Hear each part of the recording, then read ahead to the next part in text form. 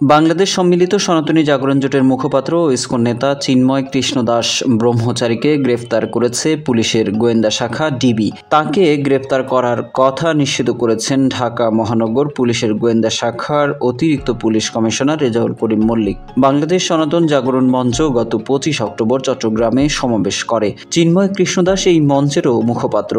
ওই সমাবেশের পরপরই চিন্ময় কৃষ্ণ দাসের বিরুদ্ধে জাতীয় পতাকা অবমাননার অভিযোগ এনে চট্টগ্রামে একটি রাষ্ট্রদ্রোহের মামলা করা হয়।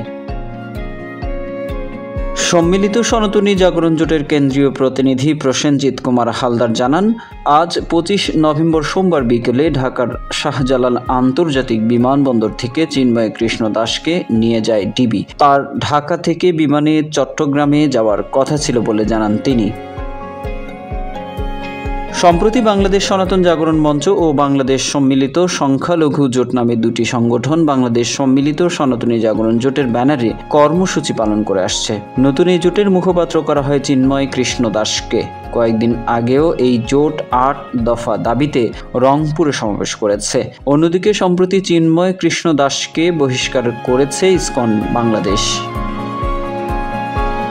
এদিকে চিন্ময় কৃষ্ণ দাস ব্রহ্মচারীকে গ্রেপ্তারের তীব্র নিন্দা ও প্রতিবাদ জানিয়েছে বাংলাদেশ হিন্দু বৌদ্ধ খ্রিস্টান ঐক্য পরিষদ। তারা অনতি বিলম্বে চিন্ময় কৃষ্ণ দাস ব্রহ্মচারীকে মুক্তি দেওয়ার দাবি জানান। উল্লেখ্য, গত 30 অক্টোবর জাতীয় পতাকা অবমাননার অভিযোগে রাষ্ট্রদ্রোহ আইনে চিন্ময় কৃষ্ণ দাস ব্রহ্মচারী সহ 19 জনের বিরুদ্ধে মামলা দায়ের করা হয়।